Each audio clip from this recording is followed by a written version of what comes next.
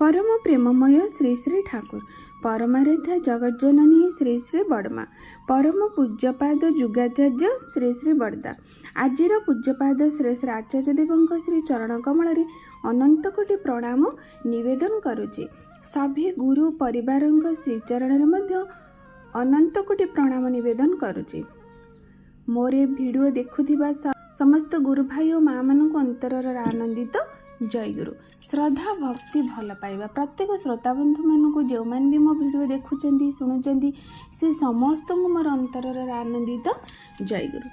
श्रद्धा भक्ति मध्य भल पाइबा सबुदिन पर आज श्री श्री ठाकुर एक सुंदर आलोचना रखी। से आलोचना निश्चित भाव आम मान बहु आवश्यक गोटे जीवन बंचार खोराक हो यह ही परम पिता श्रीचरण में विनम्र निवेदन। श्री श्री ठाकुर आलोचना मध्य आम मैंने तो प्रत्येक दिन निज जीवन कथा ही आम मैंने जाना पाऊ। कारण श्री श्री ठाकुर को थरे जाजन पाई जड़े भक्त पचारे ठाकुर आम मनीष मान आगे कौन कहबू कौन कही मन को आम आनंदित करदे पारू उत्फुल्लित करदे पारू। श्री श्री ठाकुर कहले अरे तुम्हें कथा ही आगे कुह अर्थात तुम्हें जो मनीष पाखक जाऊच से मनीषर चलवा रे असुविधा कौन रही तार बंचार माने जंत्रणा कौन रही ता जीवन ता सत्तार आवश्यकता माने ता जीवन आवश्यकता कौन कौन से भूल करुच्ची आ को बाटरे गले ही ता जीवन नष्ट हो सेया ही तो मो कथा। कारण गोटे संतानर सर्वांगीन मंगल तो गोटे परम पिता ही जड़े परम पिता ही चाहती आ मो संतान माने जदि सुख शांति आनंद रे रहिबे तांका जीवन को उपभोग करिवे ताहले सबुठार खुशी तो मु ही हेबी। तेणु सेमाने सेगुड़ी को जानी पारु नाहंती तांका बंचिबा बढ़िबार कथा तांका जीवनर कथा तांका भविष्यतर कथा तांका वंश वर्ण वंशर कथा सेमाने से दूर से जानिबार बहु दूर रे सेमान को तांकर सेई सब कथा कही मंगलर पथरे जदि तू नहीं जीवु ताहले मु जानिबी तू प्रकृत रे इष्टक्रम करुचु। ताहले देखंतु श्री श्री ठाकुरंकर ई दिव्य इच्छा कौन ही थिला। श्री श्री ठाकुर वर्तमान भी जहाँ कहती आमर आचार्य देव जी अधुना आचार्य देव सत्संगर जी मंग को धरी रखी सी ही से कथा कहती जे प्रत्येक मनीष किपरि भाव रे तार जो असीम क्षमतार से अधिकारी जो असीम शक्तिर से अधिकारी से असीम शक्ति को से उन्मोचन करू ता क्षमता विषय निजे जानू तापरे ए विश्व को मध्य से गोटे मनीष बदली दे पारिबो। कारण प्रत्येक सत्ता ही से परम पिता पाखर सृष्टि। तेणु जहाँ कर पिता सारा विश्वर मालिक तांको संतान आमे समस्ते तेल आम मध्य से भली भाव रे यही सब दिव्य तो भाव यही सब माने गोटे असीम क्षमतार अधिकारी आमे माने। तेणु आमे माने से शक्ति को निज भितर निजे बाहर करी आमे माने जदि ताको उपयोग कर दे परिबा ताहले प्रकृत रे ही आमर मंगल हो पारिबो ए देश राष्ट्र जातिर मध्य मंगल हो जाई पारिबो। तेणु आलोचना माध्यम रे आज एक सुंदर आलोचना सुनिबा। श्री आचार्य देव किभली भाव रे माने गोटे मनीष को माने मनीष गोटे निर्भयर प्रतिश्रुति किपरि देइचंदी तांका आलोचना भितर वर्तमान तो आचार्य देव आम ओडिशा रे अछंदी आमे माने बहुत धन्य जेपरि लागुची आम मान को पाखरे से अछंदी आम ओडिशा को आसीचंदी तांका निज इच्छा रे तांकर दया करिक आम मान को आशीर्वाद देवा पई निजे ही ओल्हे आसीचंदी आम ई ओडिशा धरा भूमि को आम मान को माने बंचिबा बढ़िबार कथा कि सुंदर भाव में कहते से आलोचनार गोटे आलोचना मु आपण मान पाखरे आज उपस्थापन करने को चाहूँगी। परम पूज्यपाद आचार्य देव कहती जे मृत्यु जदि भी आसे मु मृत्युर आखिरे आखि रखी कहबी देख एबे मु युद्ध करुची तोर संगे कथा हबा पई समय मोर नाही विपद रे मु भय पाइबे काहेकि ठाकुर तो मो सहित सब समय रे अछंती किंतु ए विपद समय ही जना जीवो मु ठाकुर सहित अच्छी ना नहीं तांको निर्भर करी अच्छी ना नहीं। ଏଇ କଥାଟି ଆଚାର୍ଯ୍ୟଦେବ ଆମମାନଙ୍କୁ କହୁଛନ୍ତି। କହିଲେ ପ୍ରତ୍ୟେକ ମଣିଷ ମଧ୍ୟରେ 4 ଧରଣର କ୍ଷମତା ଅଛି। ପ୍ରଥମଟି ହେଲା ବୁଦ୍ଧିର କ୍ଷମତା, ଦ୍ୱିତୀୟଟି ହେଲା ଆଚରଣ କ୍ଷମତା, ତୃତୀୟଟି ହେଲା ପ୍ରଭାବ ବିସ୍ତାର କ୍ଷମତା, ଆଉ ଚତୁର୍ଥ କ୍ଷମତା ହେଲା ସଂଗ୍ରାମର କ୍ଷମତା। ଏଇ ଚତୁର୍ଥ କ୍ଷମତା କ'ଣ ଜାଣିଛନ୍ତି? ସଂଗ୍ରାମର କ୍ଷମତା। କାହାର ବି ସ୍ତ୍ରୀର କର୍କଟ ରୋଗ କିମ୍ବା ପୁଅର ଚାକିରି ହେଉନି କିମ୍ବା ଝିଅର ବିବାହ ହେଉନି, ତାର ମୁଣ୍ଡ ଘୁରେଇ ଯାଇଛି। ଏହାର ଅର୍ଥ ସେହି ବ୍ୟକ୍ତିର ସଂଗ୍ରାମ କ୍ଷମତା ଦୁର୍ବଳ। ଏହି ଦୁର୍ବଳତା କେତେବେଳେ ଆସେ? ଯେତେବେଳେ ନିର୍ଭରତା ନଥାଏ। ନିର୍ଭରତା ନାହିଁ, ତେଣୁ ନିର୍ଭୟ ହୋଇ ମୁଁ ପାରେନା। ଠାକୁରଙ୍କର ଜୈନିକ କର୍ମୀ ଦୀକ୍ଷା ଦେବାକୁ ବାହାରିବେ। ଏହି ସମୟରେ ଦେଖାଗଲା ତାର ଆସନ୍ନ ସନ୍ତାନ ସଦ୍ଭାବା ପୁତ୍ରବଧୂ ଉଭୟଙ୍କର ଭୟଙ୍କର ବିପଦରେ ସେ ଅଛନ୍ତି। ଗର୍ଭ ମଧ୍ୟରେ ଶିଶୁ ଓଲଟି ଯାଇଛି, ତାର ନାଭି ଜଡ଼ିତ ହୋଇଯାଇଛି ତା ବେକରେ। ଏପଟେ ସନ୍ତାନର ମା ହେମୋଗ୍ଲୋବିନ୍ ମାତ୍ରା ମଧ୍ୟ କମ୍, ଆଉ ମା ଶିଶୁ ମଧ୍ୟରେ କୌଣସି ଜଣଙ୍କର ପ୍ରାଣ ହିଁ ଯିବ।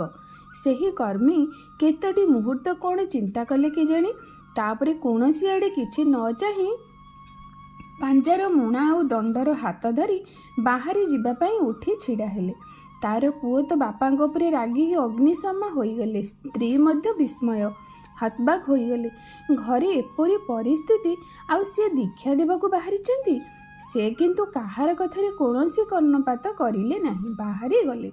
ଯଥା ସମୟରେ ଦୀକ୍ଷାର ସମସ୍ତ କାର୍ଯ୍ୟକ୍ରମ ଶେଷ କରି ଯେତେବେଳେ ସନ୍ଧ୍ୟାରେ ଘରକୁ ଫେରିଲେ, ତାଙ୍କ ପୁଅ ସେତେବେଳେ ଆସି ପାଦରେ ଲୋଟି ପଡ଼ି କାନ୍ଦୁଛି, ବାପା ମୋତେ ତୁମେ କ୍ଷମା କରିଦିଅ, ମୁଁ ବୁଝିପାରିଲିନି।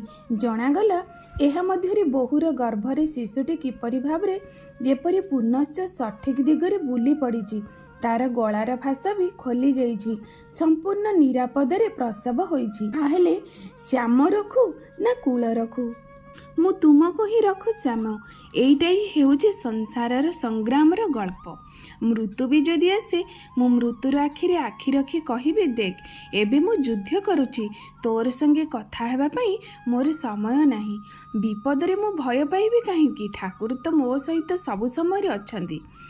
ଏଇ କଥାଟି ଆଚାର୍ଯ୍ୟଦେବ କହି କି ସୁନ୍ଦର ଭାବରେ ପ୍ରତ୍ୟେକ ମଣିଷ ଭିତରେ ଯେଉଁ ଭରସା, ଏ ମଣିଷମାନଙ୍କ ଭିତରେ ଯେଉଁ ନିଜର ଗୋଟେ ଠାକୁରଙ୍କ ଉପରେ ବିଶ୍ୱାସ କିପରି ଭାବରେ ଜଗାଇ ଦେଇଛନ୍ତି।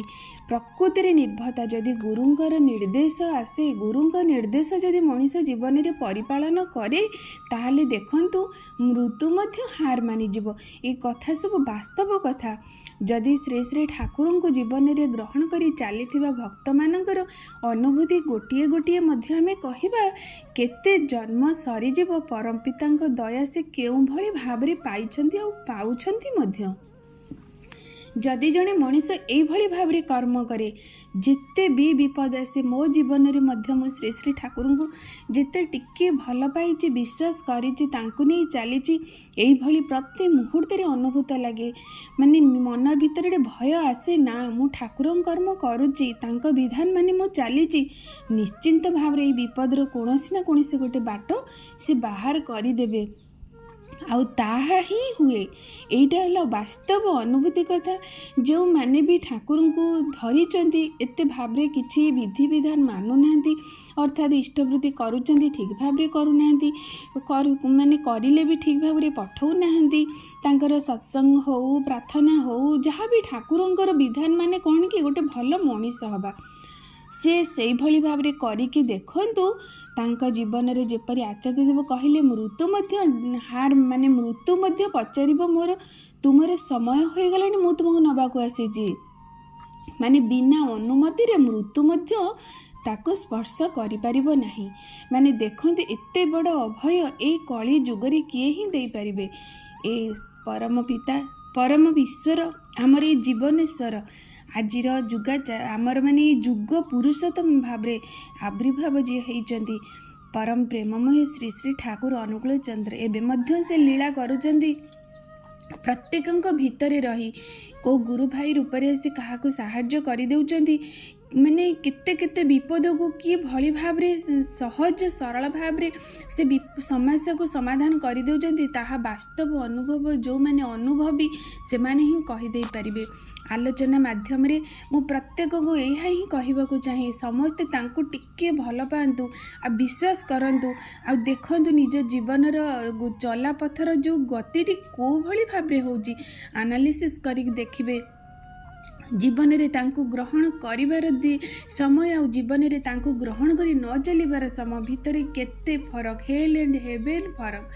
ଏଇ ମୋର କେବଳ ଏହା ହିଁ ମୁଁ କହିବାକୁ ଚାହେଁ, ପ୍ରତ୍ୟେକକୁ ଏତେ ସୁନ୍ଦର ଭାବରେ ଆମକୁ ସେ ହାତ ଠାରି ମାନେ ଡାକୁଛନ୍ତି, ଆମକୁ ସେ ଆହ୍ୱାନ କରୁଛନ୍ତି, ମୋ ପାଖକୁ ଆସ, ଥରେ ମୋତେ ମୋ କଥାକୁ ମାନ, ତାପରେ ଦେଖ ମୁଁ ତୁମ ଜୀବନକୁ କିଭଳି ଭାବରେ ପରିବର୍ତ୍ତନ କରିଦେଉଛି। ଏ ଭରସା ବିଶ୍ୱାସ ସେ ଏବେ ମଧ୍ୟ ଆମମାନଙ୍କୁ ଆଚାର୍ଯ୍ୟ ଦେବଙ୍କ ମାଧ୍ୟମରେ ଦେଉଛନ୍ତି। ତେଣୁ ଆଲୋଚନା ମାଧ୍ୟମରେ ମୁଁ ଏତିକି କହିବାକୁ ଚାହେଁ, ସମସ୍ତେ ତାଙ୍କୁ ବିଶ୍ୱାସ କରନ୍ତୁ, ଭଲ ପାଆନ୍ତୁ, ତାଙ୍କ କଥା ମାନିକି ଚାଲନ୍ତୁ, ଆଉ ଦେଖନ୍ତୁ ନିଜ ଜୀବନର କି ସୁନ୍ଦର ପରିବର୍ତ୍ତନ ହେଇଯାଉଛି। ଆଉ ଜୀବନର ସ୍ୱାଦକୁ ସେ ଅନୁଭବ କରି ନିଜେ ହିଁ ଦିନେ କହିବେ, ପ୍ରକୃତରେ ପରମ ପିତାଙ୍କ ଦୟାରେ ଆଜି ମୁଁ ଏସବୁ କିଛି ପ୍ରାପ୍ତ ହେଇପାରିଛି। ତାହେଲେ ଆଲୋଚନାଟି ଆଜି ଏଇଠି ରଖୁଛି। ଆପଣମାନଙ୍କ ପାଇଁ ଆଲୋଚନାଟି ଅତ୍ୟନ୍ତ ପ୍ରେରଣାଦାୟୀ ହେଉ, ଆପଣମାନଙ୍କ ଜୀବନରେ ବହୁ କାମରେ ଆସୁ, ଏହା ହିଁ ମୋର ପରମ ପିତାଙ୍କ ଶ୍ରୀଚରଣରେ ବିନମ୍ର ନିବେଦନ। ଆଜି ପାଇଁ ଏଇଠି ଆଲୋଚନାଟି ରଖି ଆଗାମୀ ଦିନ ଆଉ ଏକ ସୁନ୍ଦର ଆଲୋଚନା ନେଇ ଆପଣମାନଙ୍କ ପାଖକୁ ଆସିବି। ରହୁଛି। ଜୟ ଗୁରୁ।